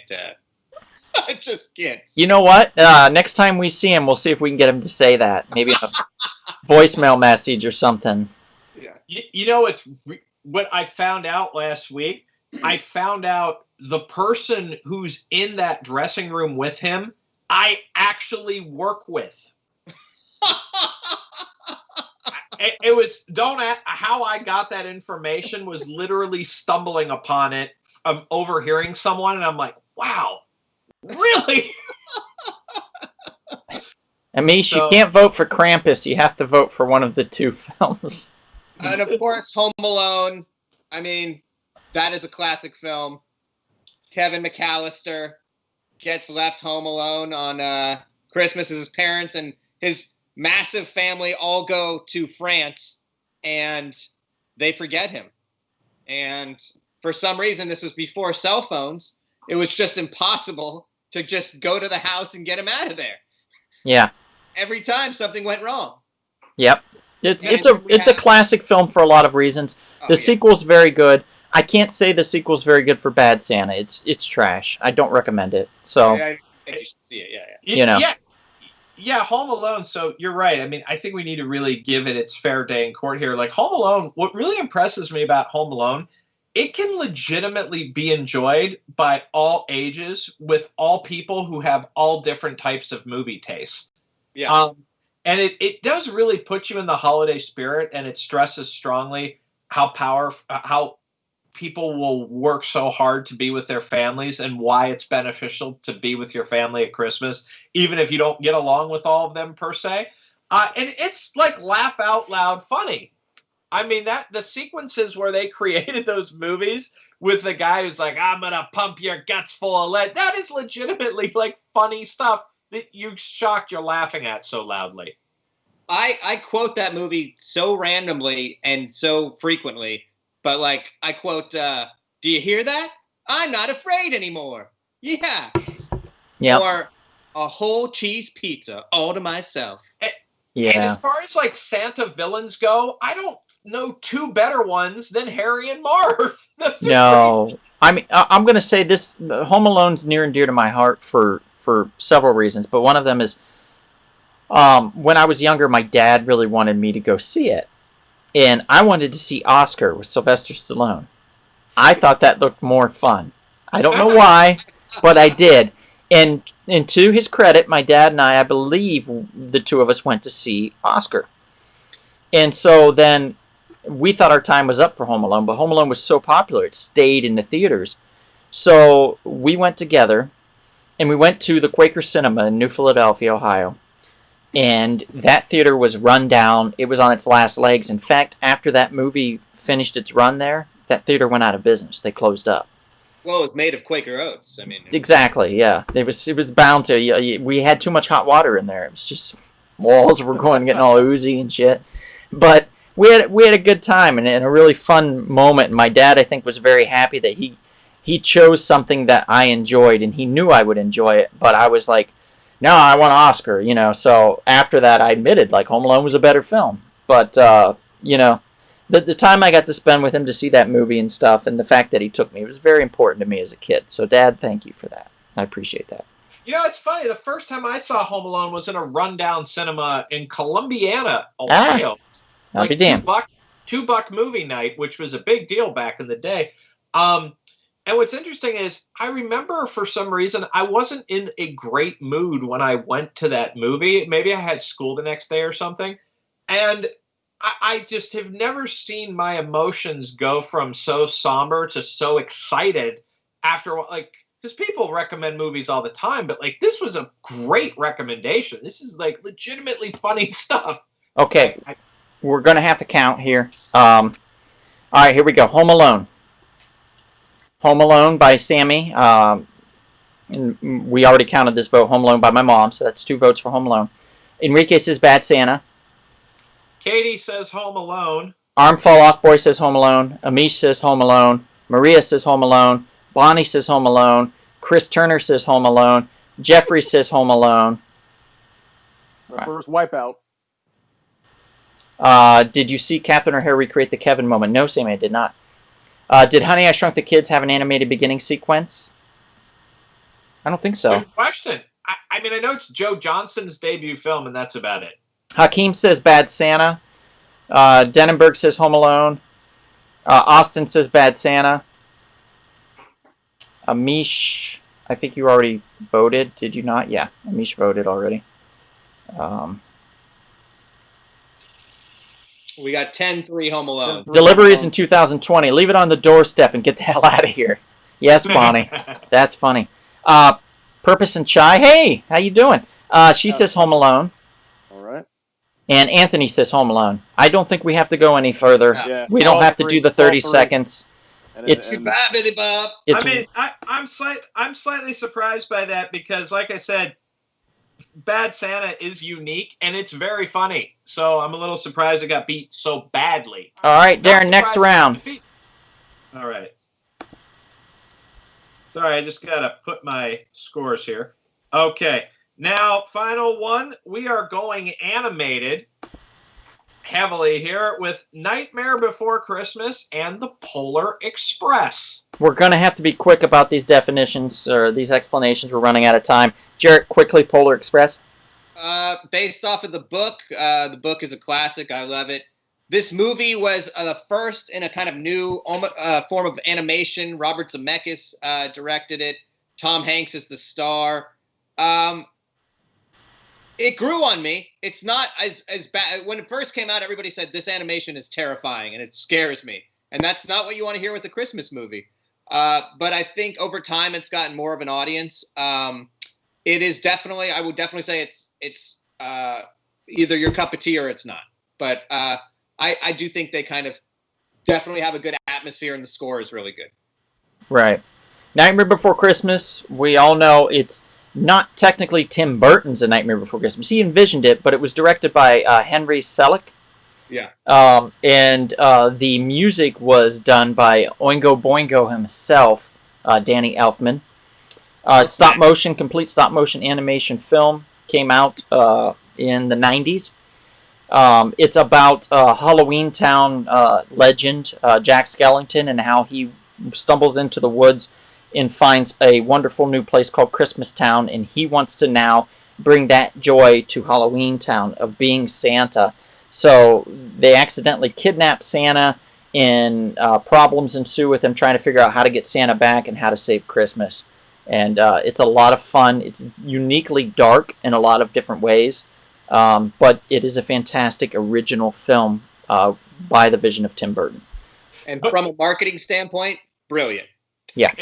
If I had to predict anything that might go against this movie is you could make a case that is a much stronger Halloween movie than indeed it is a Christmas movie. Yeah.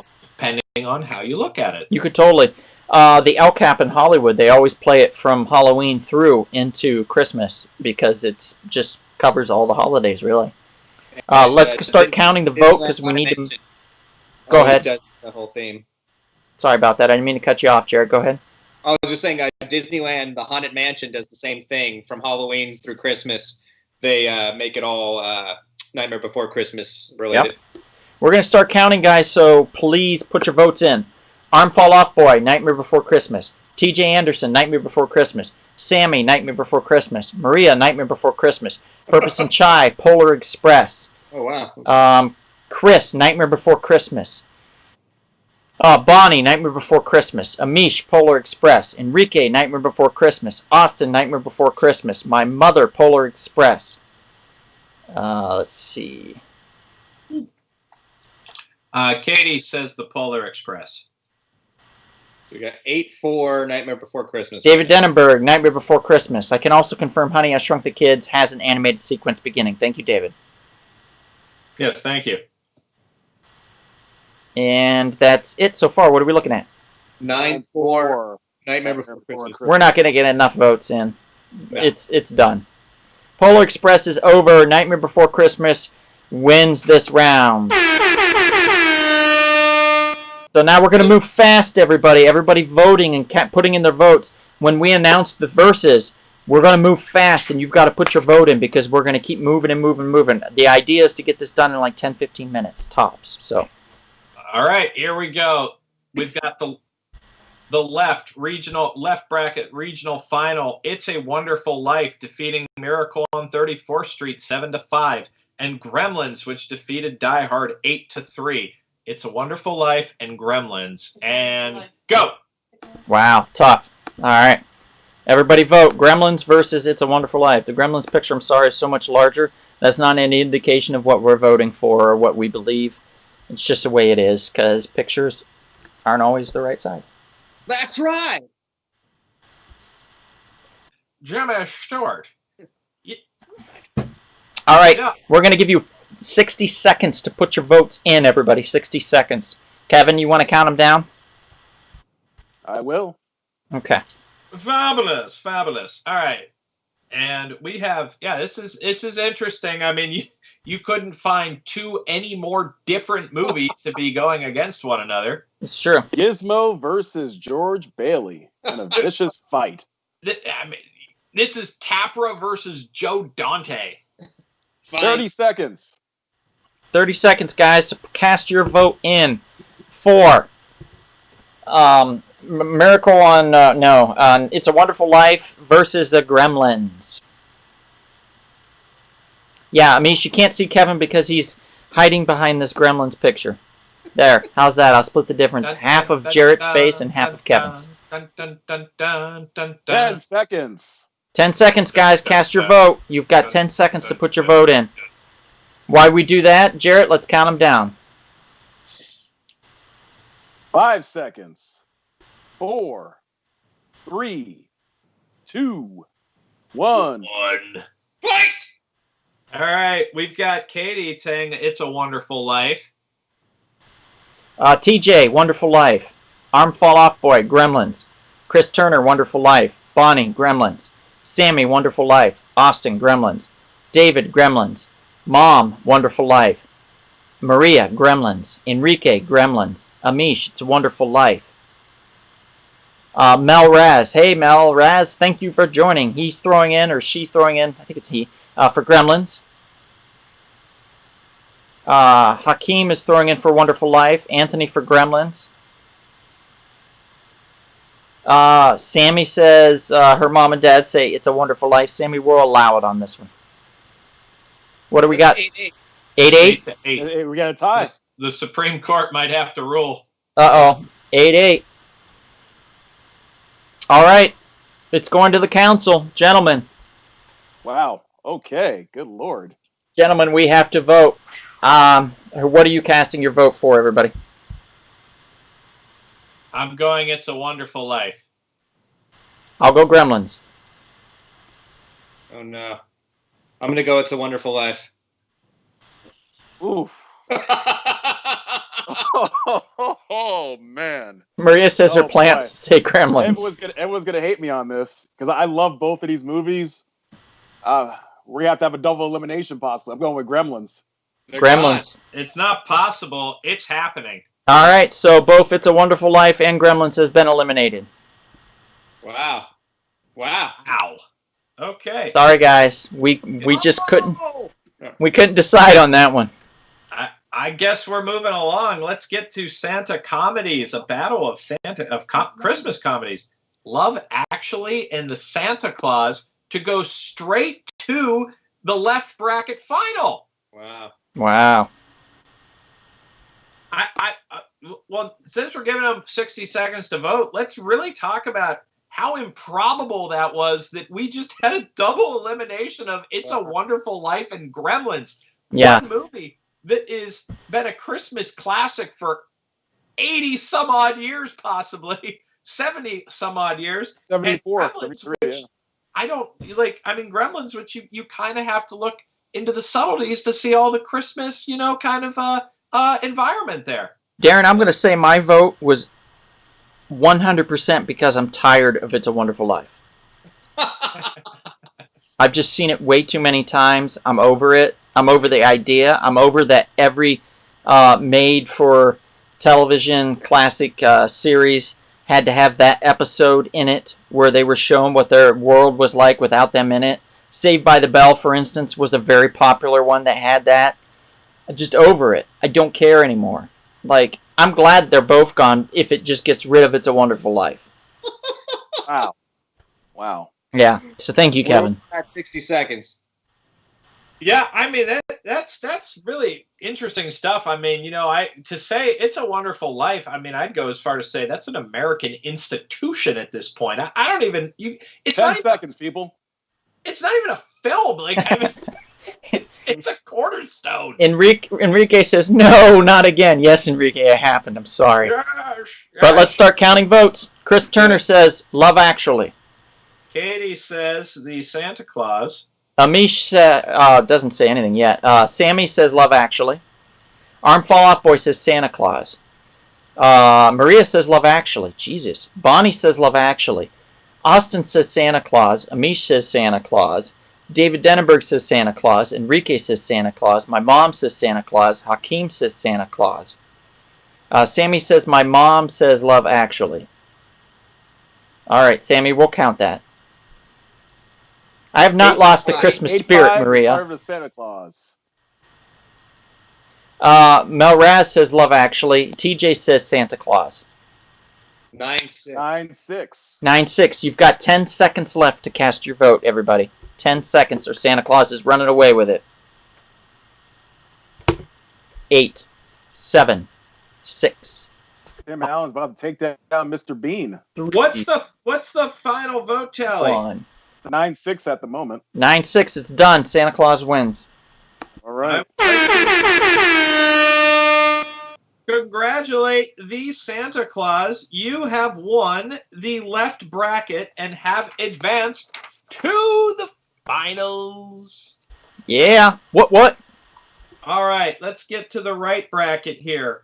Winner by a vote total of 9-7 against Scrooged. We have Elf against winner of a 9-6 vote total over Christmas Vacation, A Christmas Story. Elf versus A Christmas Story. Oh, that's brutal. It was fun while it lasted, but I think I know where this is going to go. Yep. Let the clock begin. 60 seconds. I know. I mean, the winner of the right bracket has to go see Santa Claus in the finals. The Santa Claus, kind of an improbable, because honestly, if Gremlins or Wonderful Life advances, I don't know if the Santa Claus does. Hey, my mom says, ho, ho, ho, there he goes. All right, we've got some votes being thrown in here fast and furious. Let's start counting them, guys. Anybody just now tuning in, you're voting on The Christmas Story versus Elf. Your vote decides this. So if you're in the chats, pop in the chats, cast your vote now. What do we got? Mom says Elf. Katie says Elf. That's 2. 2 for Elves. Austin says Elf. Chris Turner says Elf. Sammy says A Christmas Story. Maria says, Bonnie says Christmas Story. Enrique says Christmas Story. Hakeem says Christmas Story. TJ says Christmas Story. Sammy says, oh, come on. Amish says Elf. Arm Fall Off Boy. Have we already casted his vote? Doesn't look like it, does it? We got 5-5. Guys, Zoe Deschanel was in Elf tights. Come Wow. on now. Arm Fall Off Boy, Christmas Story. David Denenberg, Christmas Story. Maria, Christmas Story. Mel Raz, A Christmas Story. Holy crap, this is unbelievable. I can't believe this is happening. I'm not surprised. Jared, I'm completely surprised because I haven't seen A Christmas Story since I was a kid. I don't think I've ever finished it. Yeah, I am. Shame. The people have spoken, it looks like. I Wow. got 9-5 Christmas Story. Yep. 9-5. I guess Elf's gone. Jesus Christ, people. You all... Very disappointing. Elf is a classic. Classic. Yeah. It's funny, they came out 20 years apart, too, interestingly enough. But in the words of the unfortunately- Professor and Cocktail, there are 2 types of movies in this, the quick and the dead. I guess so. All right, moving on. What do we got? We have the winner to go play against Elf, we have in a victory over Bad Santa by a count of 12-3, Home Alone.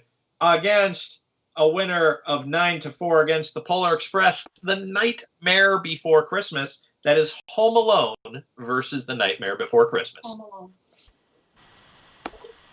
Maria, I don't think A Christmas Story is amazing. I think you're probably drunk every time you watch it. Maria, geez, 100% right.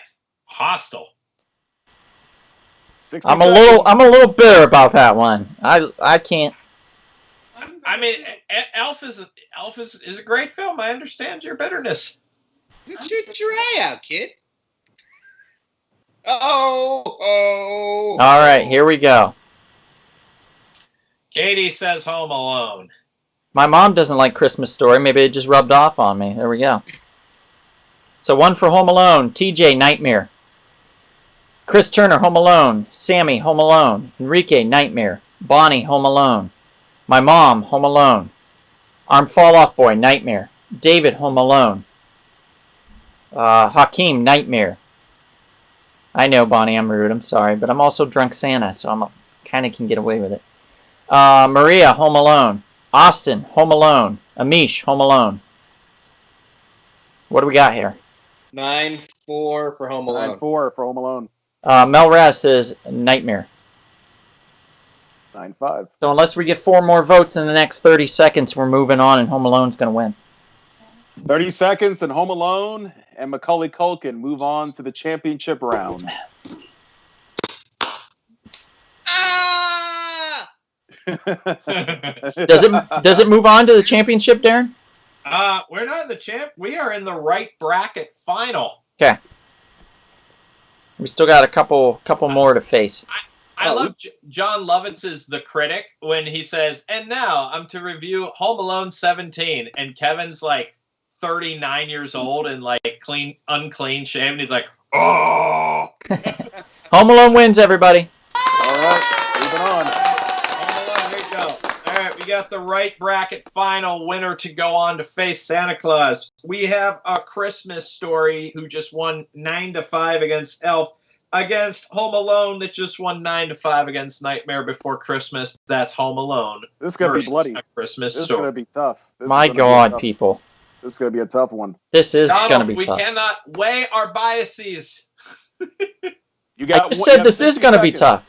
Resist the urge. 60 seconds to Do not decide yell at the audience. who goes to the championship round. Yes, don't let my opinion sway you in any way whatsoever. Doesn't look like it is anyway. So You know, it's interesting. I wonder if where people, they kind of vote based upon their priority of how important it is to watch a certain Christmas film every year. I mean, I am a Yeah. Jingle All the Way is like a must for me. I have to do it every year. And I think maybe you're right. this- I think you're right. It's based on emotionality. It's got it, definitely, you know. And that's with movies in general. It's based on emotionality. What it brings, if it brings 20 you joy. Seconds. 20 seconds. All right, and Jarrett. Christmas has kind of a different meaning for everybody. So that kind of will reflect what Christmas movie that you 10 decide to vote for. seconds. Jarrett, let's count them out.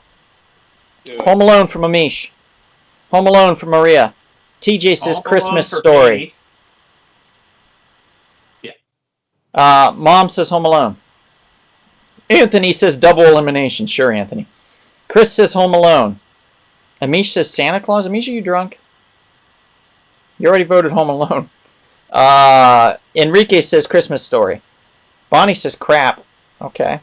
It's probably another vote for Christmas Story. Sammy says Christmas Story. David says Home Alone. Anthony says Christmas Story. Mel says Christmas Story. Austin says Home Alone. Bonnie says Home Alone. Hakeem says Home Alone. Where are we sitting? Is it 9-5? Yeah, 9-5. Home Alone. 9-5. Do we have any more votes for A Christmas Story or Home Alone? Those of you that are just tuning in the chat section, you can cast your 10 vote seconds. now. Your vote matters. You've got 10 seconds. seconds. Arm Fall Off Boy says A Christmas Story. All right, 9-6. Anybody else? Anybody else? It looks like my namesake is going to go to the championship round. The way things are looking, 5 seconds. I'm already taking the picture down. All right. It's over. You shut your eye out. All right. Doesn't look like it would have mattered anyway. Home Alone would have just taken it. Yeah. Let us take a moment to acknowledge the final matchup.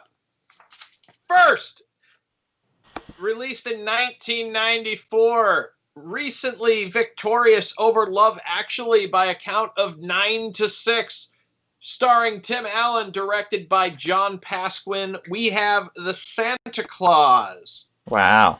Second, released in 1990, was a victor over A Christmas Story by a count of 9-6, starring Macaulay Culkin, directed by Christopher Columbus. We have Home Alone. You know, I actually this is the kind of ending I foresaw. You know, Really? two really strong original films, two really strong Christmas classics. They really embody the spirit of Christmas. I think these two going head to head is probably perfect. I can't argue with this. My big thing is like a holiday film like this was probably somewhat taken for granted at the time they were released, but I just cannot see a future where a Christmas classic will be released anytime maybe later in my lifetime that will be of the quality of two of these types of Christmas movies. How do you do it? Like what could you do new at Christmas at this point? Yeah, absolutely. All 30 right, seconds to decide the fate. guys, cast your vote. We're closing it out fast. Cast You've got your vote. You've got a wisecracking Santa Claus against a kind of like physically abusive like 8-year-old. Let me get in my outfit here. Here we go. You can't really see. There's supposed to be a separation here where my lips go through, like this. I just got word. Hey, Mikey! Hey, Mikey, give me a nice licorice stick. I just got word from Macaulay Culkin. He wanted to send a message that said, "This is my house, and I have to defend it." Nice. That sounds right.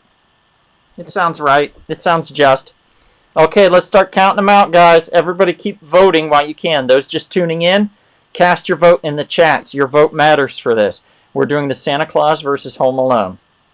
Katie votes Home Alone. I do? Right? Oh, sorry. Katie does not vote anything yet. Sorry. I'm still deciding. It's so hard. Okay, so Or are you thirsty for more? Arm Fall Off Boy votes Home Alone. Mom votes Santa Claus. Sammy votes Home Alone. Bonnie votes Home Alone. Enrique votes Home Alone.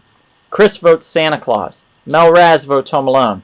TJ Anderson votes Home Alone. Rob votes A Christmas Story. Rob, you're too late. Amish votes Santa Claus. Katie says Home Alone. Dannenberg says Home Alone. Austin says Santa Claus. David Dannenberg says Christmas Chronicles is better than Santa Claus. Hakeem says Sat? Price Santa Claus. S-A-T? Yeah, it's Price. Santa Claus is Price. Santa Claus, yeah, he meant to say Santa Claus. Okay. Maria says Home Alone. And that's it so far. What do we got? Home Alone. 9-5 in favor of Home Alone. Wow. This is going to be a tough comeback. If there's 4 people out there that want to vote for Santa Claus, I suggest you do it now because it's not looking good for Tim Allen in the game. Yeah, And I 30 think you seconds. should.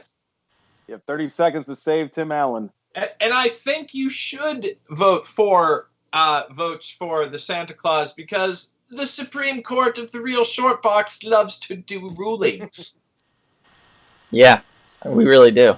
This will be a fun one, too. We'd get them both kicked out. And then I was just gonna say, apparently we always get him eliminated, so. yeah, It was like this much. we just can't decide. I Uh-oh. don't know. I My don't dad has thrown in a vote and says Santa Claus. All right.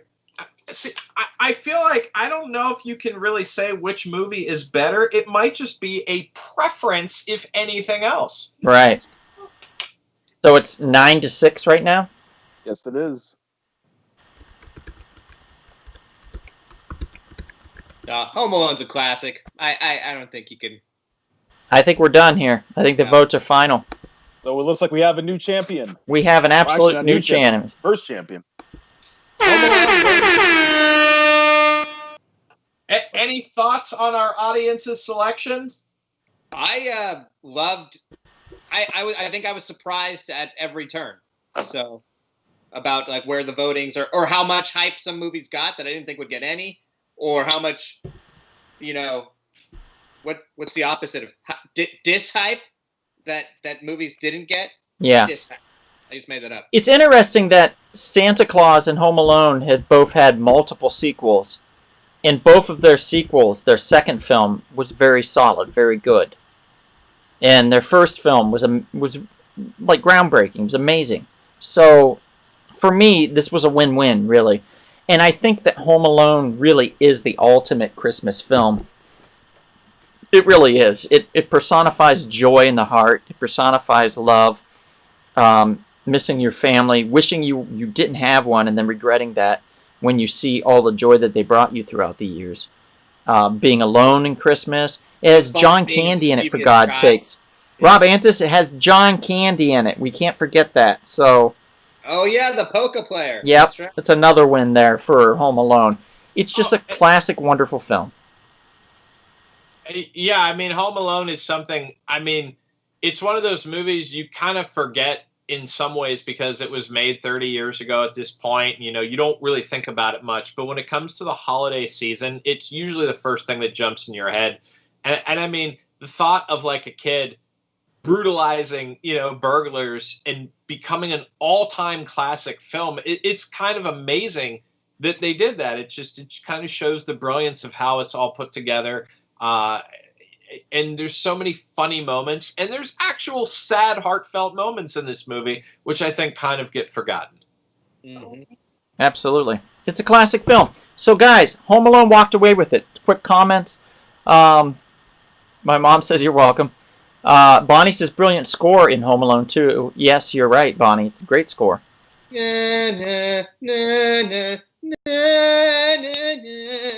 That's exactly how it goes. Yeah, we can all hum this on our way out. Guys, not next week, but the week after, we are going to be doing... What are we going to be doing, Jarrett? We're going to be doing our rankings of Christmas classics. So that's like Rudolph, Frosty, the whole Rankin Bass catalog, Mr. Magoo's Christmas Carol. We got some fun ones in there. So ones you might have heard of, ones you might have not. But yeah, tune in. We're going to be ranking the Do people get to vote again? I don't know. Let's ask the audience. Would you rather vote or would you rather do our rankings? I'm cool either way. Yeah. It probably would just, call them Christmas specials per se. I mean, exactly. I'm probably assuming you mean anything that's under like an hour runtime. Yeah. Garfield's Christmas. So those of you that are listening now and watching us on the live chat, let us know. Would you like to vote, or would you like us to just rank it and discuss why we ranked it that way? Would you like to rank, or just us rank? Let us know. But in the meantime, we're going to thank you for tuning in, of course, for listening to this very special Christmas episode of the Real Short Box, holiday episode. We really appreciate you guys for tuning in and for watching us. It's been a hoot. We always enjoy having you, and you've become family. We really love having you guys here, and it's always a fun time. And we never know what you're going to say, and you never know what we're going to say. You never know when somebody's going to show up as a drunk Santa. It's just the way it is. We have fun. We want you to have fun. You can find us on YouTube, of course, our regular podcast and our live podcast videos that we do. We shot a lovely one of Jarrett, me, and Kevin when we were going with your oldest daughter, Jarrett, to go find, I believe it was a copy of Nova #1 at a comic convention at one point. It's a That was 3 years ago. Yeah, it's a great little video. So you can definitely tune in and see that on YouTube. We have a few with Jarrett as a certain iron-fisted character. That was a fun one to do. We have a lot of fun. We have audio podcasts, and we are on all kinds of platforms. Which platforms, gentlemen? Well, we're on iTunes. We're on Spreaker. iHeartRadio. Blueberry. everywhere and anywhere you can get a podcast. Stitcher. You come and Twitter, find it. SoundCloud. Yeah. The Real Short Box. You'll see a little short box, and then it says The Real Short Box. That's how you know it's us. Okay, it looks like we're getting a lot of people that want us to rank them. So I think to clean up the chat box, they said a little bit so they can have more of a conversation the next time. They would like for us to rank them, and some people said that they probably won't know a lot of them, so we will do that. That's kind of what I thought of. I know some pretty obscure ones. I'm kind of a weirdo with that, but yeah. Yeah, we'll work on that. Oh, as do I. I can't wait to have us all contribute some interesting titles in the Christmas special category. Yeah, and please don't forget. Thank you, Amish, for reminding me. Don't forget to subscribe to our YouTube channel, like our page on Facebook and Instagram. We're on both as Spread the the word. Real Short Box. Spread the word. Yeah, please. It's very important to subscribe to us on YouTube if you have yet to do so. You can reach out to us individually on Facebook if you want. We will answer questions and stuff and just generally be your friend unless you start to stalk us and want to collect our fingernails. That gets a little weird. I'm only going to do that 3 or 4 more times, and then I'm going to be out of fingernails, guys. Look at them. Yeah, see? Jeez. So it is. But thank you guys for tuning in. Thank you for listening to the Real Short Box. We'll be back in 2 weeks. Not this coming Monday, but the following, which is what, the 21st, I believe? Yes, it will be the 21st, the week of Christmas. The Monday 21st. before Christmas. Right before Christmas, guys. So most of you The will be winter off work. solstice. It's It'll be a the good time to shortest day of the relax, year. listen about some films you've never heard of before, and enjoy a ranking and have a good conversation. We'll sit by the fire, have a good chat. So thank you for tuning in and watching The Real Short Box. I'm Donald. My name's Darren. Name's Kevin. And if we don't see you out and about in that brisk, snowy weather that we get here in California, then maybe we'll see you At the safe, sweet, precious, comely comic book shop. Sweet Christmas. Good night, everybody. Good night, everybody. Be safe out there. Thanks for tuning in. We appreciate it very, very much. We're gonna end this broadcast here on a quick musical number, and I think everybody knows which one it is. Just so you know, Donald loves "I Want a Hippopotamus for Christmas." Yeah, but that's Hippopotamus? yeah. Why would you want a hippopotamus? We can't play that though. We get shut down. Have a good night, everyone.